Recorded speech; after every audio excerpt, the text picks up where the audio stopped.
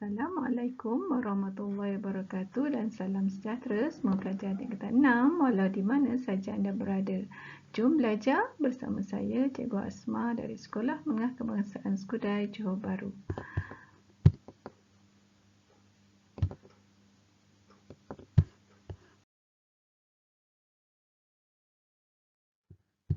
Okey, kita masih lagi di bab 2 dengan tajuk aspek perundangan perniagaan ya. Jadi kali ini kita teruskan di bahagian kelima dengan fokus tajuknya adalah syarat-syarat kontrak jualan. Jom kita teruskan.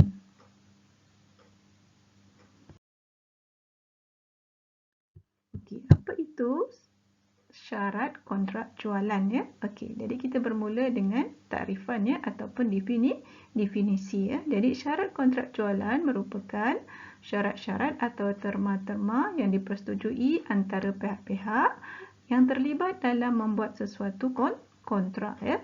Maksudnya kalau ada A dengan B yang berkontrak untuk menjual ya ataupun membeli suatu barang, maka dia ada syarat-syarat ya ataupun terma-terma yang perlu dipatuhi ya. Jadi kalau menurut Seksyen 12(2) Akta Jualan Barang-barang 1957 ya, AJBB itu adalah Akta Jualan Barang-barang 1957. Suatu janji yang penting kepada maksud utama kontrak. Jika mungkin memberi suatu hak untuk menganggap kontrak itu sebagai ditolak ya. Jadi kalau ada pihak yang mungkir antara kedua-dua pihak tadi, maka kontrak jualan tadi boleh ditolak ya. Okey, jadi ada berapa jenis syarat kontrak jualan barang-barang 1997? Ada dua. Okey. Yang pertama adalah syarat tersurat, yang kedua adalah syarat tersirat ya. Jadi apa bezanya antara kedua-dua ini? Okey. Syarat tersurat ada satu syarat ya yang disebut secara jelas dan nyata dalam perjanjian ya, dan juga dipersetujui oleh semua pihak yang berkontrak ya. Contohnya kalau ada A dan B berkontrak, jadi dia setuju apa yang terkandung dalam perjanjian tersebut ya. Contohnya harga, jenis ya barang tersebut ya, warna dan juga kaedah pembayaran ya. Namun begitu, syarat tersirat adalah satu syarat yang tidak disebut secara nyata ya, dan diandaikan wujud dan diketahui oleh semua pihak yang berkontrak tapi tidak dinyatakan secara jelas ya, ataupun tidak disebut secara nyata dalam kontrak ya. Okey. Jadi yang kita nak kaji seterusnya adalah jadi kita nak tengok ada berapa syarat tersirat ya. Syarat tersirat bagi kontrak jualan barang-barang ada 5. Okey, ada 5. Alright. Okey, ada 5 iaitu yang pertama, syarat tersirat mengenai hak milik ya. Jadi cikgu buat singkatan MHM ya, mengenai hak milik. Kemudian yang kedua, syarat tersirat jualan melalui perihalan. Dan ketiga, syarat tersirat kualiti dan kelayakan. Yang keempat, syarat tersirat jualan melalui contoh dan sampel ya. Jadi kalau yang kualiti dan kelayakan tadi adalah KNK. Jualan melalui contoh dan sampel pula JMCNS ya. Okey. Dan yang kelima adalah syarat tersirat mengenai masa pembayaran ya. Jadi kita akan tengok dia punya pendetailan iaitu huraian dan contoh seterusnya.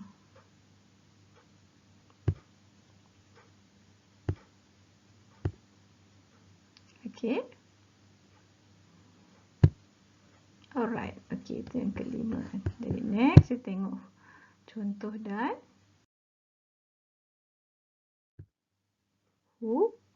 huraian ya, ataupun huraian dan contoh. Jadi yang pertama tadi syarat tersirat mengenai hak milik ya, iaitu Seksyen 14(a) Akta Jualan Barang-barang 1957 ya. Jadi apa maksudnya? Maksudnya penjual mempunyai hak milik yang sah terhadap barang semasa hendak dijual kepada pembeli. Jadi kalau satu barang itu bukan milik anda, anda tak boleh jual kepada orang lain lah ya. Jadi kalau anda nak jual suatu barang atau mungkin nak satu barang yang anda ada, maksudnya dia adalah hak milik anda. jadi anda juga tidak boleh menjualkan barang yang dimiliki oleh orang lain, ya. Okey, jadi contohnya Badrul merupakan pemilik yang sah ke atas sebuah rumah teres 2 tingkat, ya. Jadi beliau boleh menjual rumah tersebut kepada Hisham kerana beliau adalah pemilik sah rumah tersebut. Okey, jadi siapa pemilik rumah tersebut? Badrul. Dia nak jual kepada siapa? Kepada Hisham, ya. Jadi jelas. Jadi kat situ kata kuncinya hak milik yang sah, ya. Okey. Kemudian kita lihat kedua, tadi syarat tersirat jualan melalui perihalan, ya. Perhatikan betul-betul, jangan salah eja, perihalan. Okey, jadi section 15 atas jualan barang-barang 1957, ya. Okey. Huraiannya, barang yang dijual mestilah bersamaan, ya, ataupun sepadan, ataupun mungkin jumpa perkataan secocok, ya, dengan perihalan atau deskripsi, ya. Jadi terutamanya kalau barang yang dijual itu anda sebagai pembeli tidak dapat lihat, ya. Contohnya dalam katalog, iklan, brosur, okey, dan juga pameran, ya. Jadi pameran walaupun anda lihat mungkin kena jelas dia punya perihalannya, okey. Jadi contohnya seperti maksudnya deskripsi tadi, barang yang anda nak beli mestilah berpandukan risalah, katalog atau iklan dalam akhbar dan jualan dalam talian. Jualan dalam talian pun samalah, ya. Sekarang ni dalam masa pandemik ni rata-rata, tak kiralah siapa, peniaga besar ke peniaga kecil ke, banyakkannya mengambil peluang, ya, jual dalam talian, ya. Jadi maksudnya anda tak boleh pegang rasa barang tersebut, maka kena ada deskripsi yang jelas, ya. Kalau anda penjual, maka anda kena buat penerangan yang sejelas-jelasnya tentang barang tersebut, tentang barang yang anda jual. Jadi contohnya alat penapis air yang hendak dijual mestilah memiliki ciri-ciri yang sama dengan penerangan di dalam katalog, ya. Jangan dalam penerangan lain, dalam gambar lain, tapi barang yang dijual lain. Maka kat situ pembeli tadi boleh menolak, ya, ataupun salah satu daripada pihak tu boleh menolak perjanjian jualan tersebutlah, ya. Okey. Jadi kalau syarat tak dipatuhi, maka perjanjian tersebut tidak boleh dilakukan, ataupun penjualan barang tersebut tidak boleh dilakukanlah, ya. Okey. Next, yang ketiga kita perhatikan, iaitu syarat tersirat kualiti dan kelayakan, iaitu KNK, ya. Okey. Kita tengok huraiannya. Okey, penjual mesti mematuhi double di situ, ya, kualiti dan kelayakan barang-barang yang ingin dibeli oleh pembeli supaya pembeli berpuas hati, ya, berdasarkan keperluan dan kehendak yang sesuai dengan maksud yang disampaikan oleh pembeli. Jadi pembeli kena apa? Kena pastilah apa ciri-ciri barang yang awak nak beli tersebut, ya. Okey. Jadi prinsip caveat emptor, ya. Jadi pembeli perlu memeriksa dan berhati-hati terhadap barang yang dibeli untuk menjaga kepentingan sendiri, ya. Typo di situ. Okey. Jadi anda sebagai pembeli pun tak boleh bila nak beli barang buat lebih kurang saja. Jadi anda kena teliti, ya.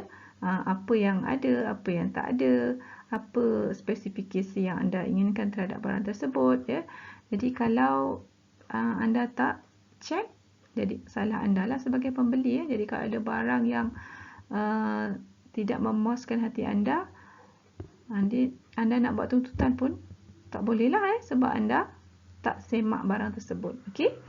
Jadi contohnya Farida berpuas hati dengan kualiti motosikal yang dibeli sama dengan spesifikasi yang dijanjikan oleh penjual. Jadi berlakulah, ya, perjanjian jual beli antara penjual dengan Faridah lah, sebab dia puas hati dengan barang yang ciri-ciri barang yang dia beli tu sama dengan apa yang dijanjikan, ya, tentang kualiti yang oleh penjual. Okey, kita lihat yang seterusnya, iaitu yang keempat, ya. Okey, itu di situ contohnya. Okey. Penjelasannya, barang yang dijual mestilah secocok dengan sampel dan mutu sampel barang. Barangan yang dijual kepada pembeli sesuai dengan contoh berdasarkan kuantiti dan kualiti, ya. Okey, jadi barulah anda sebagai pembeli boleh buat perbandingan ya. Barang yang anda nak beli tu dengan contoh yang anda lihat ya, ataupun anda tengok ya. Okey, jika terdapat kecacatan, pembeli boleh menuntut ganti rugi atau sebahagian kecacatan dan terima atau menolak kesemuanya dan menuntut ganti rugi ya. Jadi kalau maksudnya kalau sebahagiannya mungkin ada barang tu tidak ada ciri-ciri ataupun ada tidak sama seperti yang anda tengok bila anda beli, maka anda boleh menuntut ganti rugi ya. Mungkin ada bahagian-bahagian tertentu yang tak kemas, tak sempurna dan sebagainya. Contohnya, syarikat My UKM menjual kereta yang sama dengan kereta yang dipandu uji oleh Ghazali sebelum membuat kontrak jualan. Jadi kat sini sebagai penjual mestilah jual barang yang apa yang pembeli tengok. Tak boleh pembeli tengok lain, awak sebagai penjual jual barang yang lain. Jadi kalau tak sama boleh dibatalkanlah ya perjanjian jualan tersebut. Okey. Kita tengok yang ke 5 ya, ataupun yang terakhir. Baik pelajar-pelajar, kita lihat uraian ya dan contoh untuk syarat tersirat yang kelima, iaitu syarat tersirat mengenai masa pembayaran ya.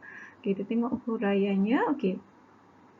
Penjual dan pembeli berhak menentu masa pembayaran ya. Okey, jadi contohnya Encik Isha membayar bayaran bulanan rumah yang dibelinya dalam 7 hari pertama setiap bulan seperti yang ditetapkan oleh pihak bank ya.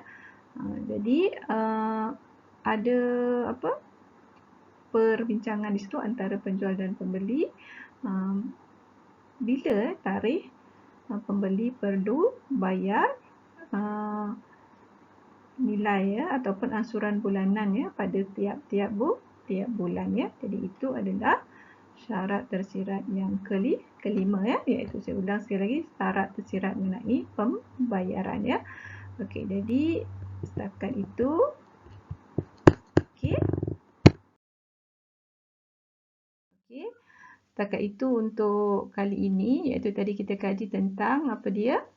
Syarat kontrak jualan barang-barang ya.